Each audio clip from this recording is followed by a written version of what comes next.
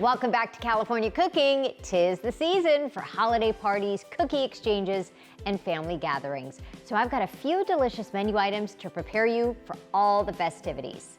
Let's start with sweets. Every year, our friends at the New York Times celebrate Cookie Week. I learned how to transform the classic cocktail, an old-fashioned, into a cookie.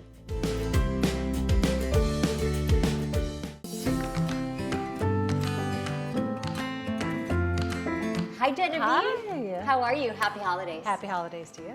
Okay, this is an exciting week because it is New York Times Cookie Week. It is Cookie Week. We're so excited. We love Cookie Week. By the way, just the sound of that makes people happy, right? Yes. Cookie Week? 100% Cookie Week. Yeah. New cookie every day. We love Cookie Week so much. Yeah. And it's become just such a fun way to connect with home cooks and home bakers, really. Right. Yeah. So do you, for the recipes that you showcase during Cookie Week, are they from home bakers or is it you guys that work at New York Times that are coming up with these cool recipes? So we call them home bakers because they're a part of our New York Times family, Okay. but really they're professional bakers. Okay. They really are professional recipe developers who are both on staff as well as those who've been freelancing with us for a long time. And so, yeah, we're very much a family and we like to connect with home cooks. And how too. did you get a job like this? I started baking cookies. It was Yeah. the first thing I baked when I was 8 years old. And I didn't understand it could be a job until after I graduated from college. So I trained in restaurant kitchens. I worked actually for Mark Bittman, who's a cookbook author. And when NYT Cooking called, you know, that was a definite yes because I just love everything that we do and it's been really great. You live here in Los Angeles, but I'm imagining some big New York Times fancy kitchen somewhere where magic happens. No, No. actually that's not true. Okay. So we have the NYT Cooking Studio Kitchen. So if you watch our videos, especially all the Cookie Week videos, you'll see us all cooking in there, and that's where we do all of our photography and video. But all of our recipe developers and testers, we all do it at home because we really want to stay connected to like, what is it actually like for someone cooking at home? Yeah. How many cookies did you test for New York Times Cookie Week? I mean, we have these 7 cookies each year for Cookie Week, but the truth is we're also publishing so many other cookies every December. We have hundreds of cookies on site. So we're just testing them again and again and again and again. Do you know from the first bite if it's a good cookie? Or do you sometimes need to go in for the second and third bite to decide? Oh gosh, no, that's the thing with cookies. Yeah. Like a cookie has to be like first bite, like yes. Yeah. And part of what we love about Cookie Week is that we feel like it's our time and our chance to like try really new things and like push the envelope a little and like what is gonna be new and fresh. As someone who has baked a ton of cookies in her life, what are some key tips? When you're starting out, you want to start with a really trusted source for a recipe and then follow the recipe. So it's not quite the time to riff if you're starting out, like, but if you're a really experienced baker, by all means, you can riff. Do you have a favorite cookie? This time of year, where, like you said, your kids are older now, and you actually said this cookie that we're gonna show you appeals to them now that they're older. Yeah. I mean, I would say, especially around the holidays, shortbread is always my favorite. Shortbread in every form. It's just, you know, it's buttery, it's crumbly, it's delicious, and it can take any types of flavors. You can do anything with them. Right? You can sandwich them, you can top them, you can mix anything into them. Do you still make cookies around the holidays even though you are heading up Cookie Week? Endlessly, endlessly. I know, people always ask me that. Like, you know, we just came from Thanksgiving. Like, do you still do the whole thing even though you don't? I'm like, 100%, especially cookies, because I love it so much. And then today, what are you and I going to make? It kind of reminds me of ingredients that you would see in like a fruit cake. Yeah, so that's why I'm like playing around with this concept of like old fashioned. We have whiskey, or if you want to use bourbon, I love bourbon, or you could use rye, and you use that to soak the cherries. I know it's a little controversial, some people don't like the cherry in their old fashioned. I love the cherries. And this was really inspired. This is actually not a part of Cookie Week, but it is published this December as another thing we're doing at the Times just to bring people joy called 31 Days of Delight. Oh, nice. Yeah, so there's a little thing, not necessarily cooking, but a little point of delight every day. I like a little point of delight. I don't know that I've ever had an old fashioned cocktail. Ooh, so good. I'm missing out. I know, I know. I guess we're gonna have to go get It's drinks. we are after our cookies. Show us, if you would, how you would make these, and what is their old-fashioned? Is that the name of the cookie? Yeah, they're old-fashioned shortbread. Old-fashioned shortbread. First thing we're gonna do is we're just gonna dice up this candied orange peel. So we're just gonna put these with the cherries in a small saucepan. Okay, perfect. I'll get you the pot. So what we're gonna do is we're gonna put this all in here. Look at these beautiful cherries. Oh yeah, those are dried tart cherries. How lovely are those? I love that tartness. And this is just a splash of bourbon. It's just enough to cover. And all we're gonna do is bring this to a simmer, and then we're gonna turn off the heat. Yeah. And we're gonna let that booze soak up into the fruit. Yeah. Nice. So we're just gonna let this cool. And you also said don't cook off the alcohol. That's not really the intention. You want to taste that. You just want it to heat enough so that the dried fruit will soak up the liquids. And then what we're gonna do is we're gonna go ahead and start on the shortbread. Yeah. So here we need 12 tablespoons of butter. So you can just start whip it around. Yeah, just go ahead and soften it in the machine. This is just sugar and salt in here. So we're just gonna beat this on medium.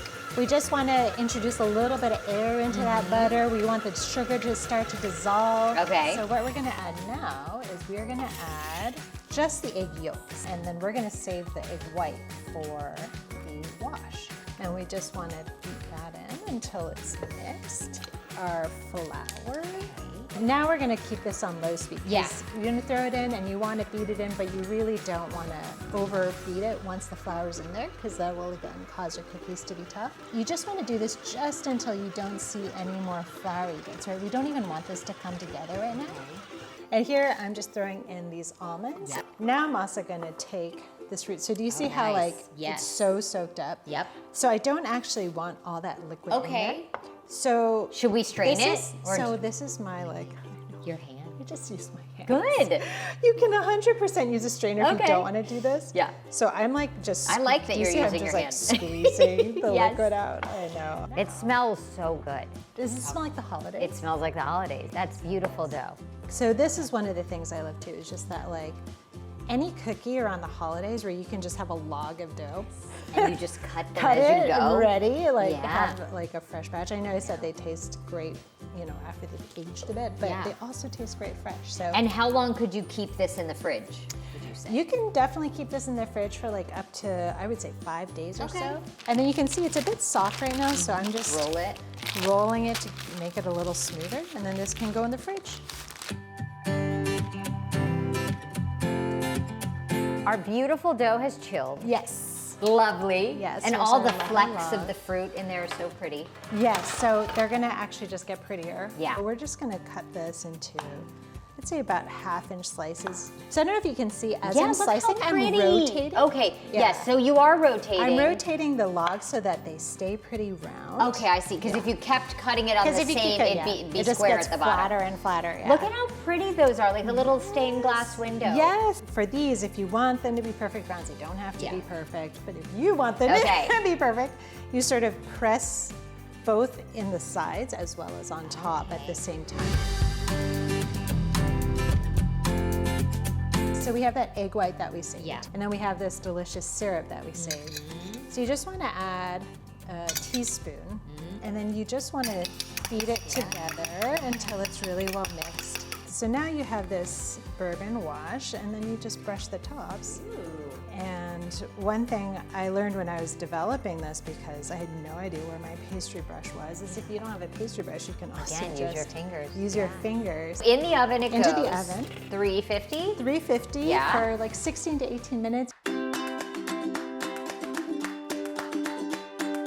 I couldn't wait for the camera to get turned on. They're crumbly. I think they're so good. By the way, how cool is this? You can go and order your ingredients on Instacart, and if you want the cookie, all the ingredients show up in your cart. Yeah, you just click the recipe. This was so much fun, and you created a cookie. Happy holidays. Happy holidays. A cookie that is perfect.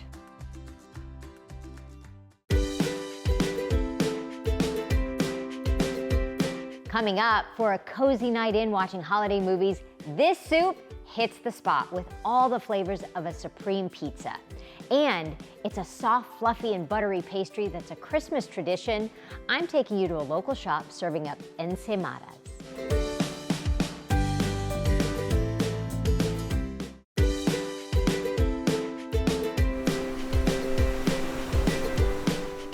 Here's a hearty way to enjoy all the flavors of a supreme pizza but it's served in a bowl and it's just what you want for a cozy night in with the family.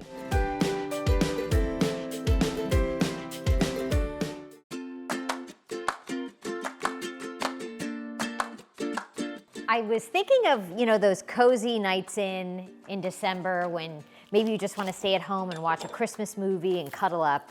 This would be the perfect thing to make. You know the lasagna soup trend that's kind of been all the rage for a little while? Well, this, I thought about, what about all of the flavors of a supreme pizza, but in a soup?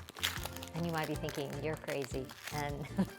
But think about it, on a supreme pizza, you've got the sausage, mushrooms, green pepper, onions, and that all is going to go into a soup with mozzarella cheese and then some pepperoni on top and some bread to dunk. So first things first, you gotta cut up some of the veggies for your soup, a half an onion to get started. And this soup is also red and green, which evokes the feeling of the holidays. This is a first, I have not tried this yet. And this is also a situation where you can add kind of whatever you like. I've got some mushrooms that I just wiped with a paper towel. You don't want to get them wet. You could do button mushrooms. These are baby bellas. Some green pepper. Just cut it into bite-sized pieces. Our veggies are chopped, and we're gonna go back here to the stove and start sauteing up our veggies and our sausage. Okay, I've got my big pot heating up for my soup. Back here, I have some water boiling. I'm gonna add a little bit of pasta. For the soup, any pasta works. I think just one that's, easy to take a mouthful of. So I happen to love this shape right here, but your call. First, I'm gonna get my veggies going. In here, some olive oil. And actually, let's do some of my sausage. You wanna brown up the sausage. Let me turn this down because I really did get it hot. So I'm gonna just break it up into pieces. I took, like I said, the casing is off, but any kind of sausage you like. And if you wanna keep it vegetarian, you can do that too. I'll just do a couple links. The sausage is coming out for a moment, but it's just been browned, which will give it all the flavor. And it doesn't have to necessarily cook through because we are adding it back into our soup. To our veggies, so again, let me get the heat back on like a medium. More olive oil. We're gonna do onions and peppers. And mushrooms, we have to save for last because mushrooms kind of need to cook alone because they're fickle like that. They won't brown if they're with other things that give off liquid. To our veggies, a couple of cloves of chopped garlic. To that, a pinch of salt. It smells like a supreme pizza in here. We're on the right track. Just to cook these veggies and soften them quicker, a splash of stock. I'm gonna use chicken stock with our soup, but you can use veggie stock if you prefer. So this just helps soften the veggies so you don't have to use more oil. I'm gonna do my pasta. In this pot back here, boiling water, fat pinch of salt, pasta going in. You don't want a ton of pasta in it, just a little bit. So our veggies have softened. I'm gonna just transfer these for just a second here while we cook up our mushrooms. Again, another step, a little bit of oil and the mushrooms, just to brown them off a little bit. Let that go for a second. Sometimes you need to add a little more oil for mushrooms. And then you don't salt them right away. You salt them after they've released the water a little bit. Salting too early can keep mushrooms from browning. While our mushrooms are cooking, I'm going to cut some baguette and make little dippers that you can dip into your soup. I'm gonna toast them up in the oven with a little bit of butter and olive oil. Toast them in the oven for just not long, just to get them a little bit browned. Mushrooms are done. Everything goes back in. The veggies, the sausage, give it a stir. Some good marinara sauce. I'm gonna do the whole jar, your chicken stock or veggie stock. And now we're just gonna let this slowly cook on the stove, and I'll show you how we finish it off. This is the fun part. So, like a French onion soup where you put the cheese and the crouton and the bread on top, which actually is a good idea to put the bread in there, but I think I'm gonna save the bread for dipping. A nice, thick kind of bowl, because we're gonna put it under the broiler. Here's our yummy soup that's been cooking away on the stove. And before I do, here's our pasta that cooked. I'm just gonna add a little bit, just a few pieces, and then we'll ladle up our soup. This is where things get good. Mozzarella cheese, like you would on a pizza. I happen to love ricotta cheese. This is an extra step you don't need to do, but it's creamy. Sometimes they put it on pizza, and you're gonna stir that creaminess into your soup. I've got pepperoni that I'm just gonna place around. These are turkey pepperoni, but any kind, going in the oven.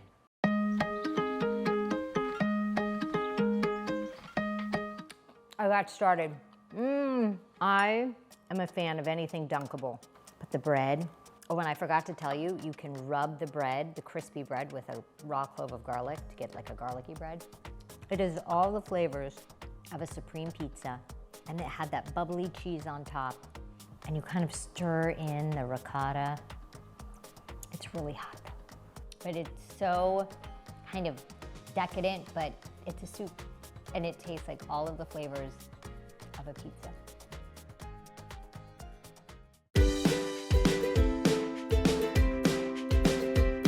Coming up, it's a homemade, delicious treat to bring to your next holiday party. I'm gonna tell you where you can get the best ensaymadas. That's coming up next.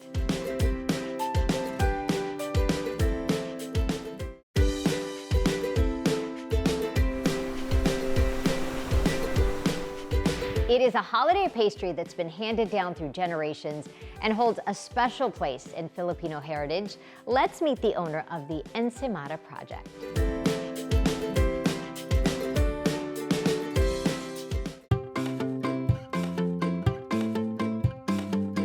Hi, I'm Cherry Reyes. I'm the owner of Ensaymada project here in Santa Clarita. Ensaymada project is 15 years old and it started from home. It's been from home for the last 10 years, and towards the last 5 years, it moved to a shared kitchen and eventually this bake shop. And it's been 2 years here. I am a homemaker, and on the side, I'm a special education teacher. The reason why this was built was because the youngest has grown up, and so I wanted to do something new, or maybe go to school. One fine day, I brought these ensaymadas to a party. The people, everyone enjoyed it, and they said, "Hey, I heard you're going to school. Don't go back to school. Go bake these and sell them, and we're gonna buy it." And that's how this started. These are very special because they're very, very hard to make. In fact, my friend said, "Cherry, you don't make those. You buy those." I go, aha. If I make these, then there's hardly anybody out there who does. And ensaymada is very hard to describe. If you ask any Filipino, they have to compare it with something, but it's not quite close to it. Closest to it, it's like a brioche. It's very distinct because it's very, very soft like a cloud. And I could say kind of like your donut, but not quite because it's made with a lot of butter and it's not fried. There's a bit of sugar and salt combination with a lot of like milk. I'd say sweet, savory, especially the original one because it's made with cheese. Every Christmas it was made, it's part of your Noche Buena. And then since we created a lot of flavors, it became year-round. Like people could relate to an Oreo ensaymada in the middle of summer, or a red velvet ensaymada, or a cookie butter ensaymada. If you look in front, there are 3 words in Filipino or Tagalog which says, "Tuloy po kayo." It defines this place. It means, come on in with open arms. This is my son, Dimas. He's been with Ensaymada project since he was probably like 5 years old. We're here to demo Snailing. This is one of the stages in an ensaymada that makes it an ensaymada, the look of a snail. These little chunks of dough were weighed and they're all 2 ounces each. They're all, we proof them so they double in size, and then once they're doubled in size, we divide them in the dough divider. Cut them apart and snail. The dough has very basic ingredients. We have like flour, yeast, a lot of eggs, a lot of butter, evaporated milk, salt. After this, you put them in the proof box. The proof box is kind of like a sauna. It has the perfect temperature and humidity. So they'll be ready in like 2.5 hours. You'd want these to become this size. So this just went through the process of proofing.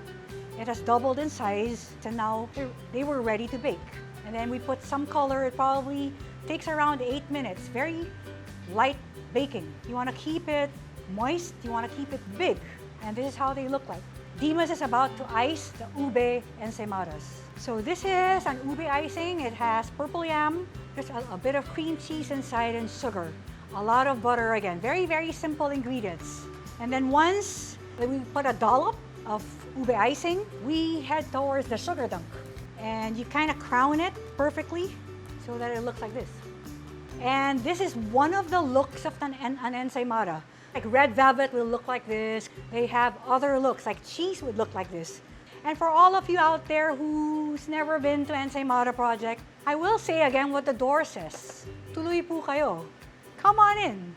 We're here to always welcome you with warm and open arms. For all the recipes featured in today's show, you can follow us on Instagram at KTLA California Cooking. Thanks for joining us, and we'll see you guys next time.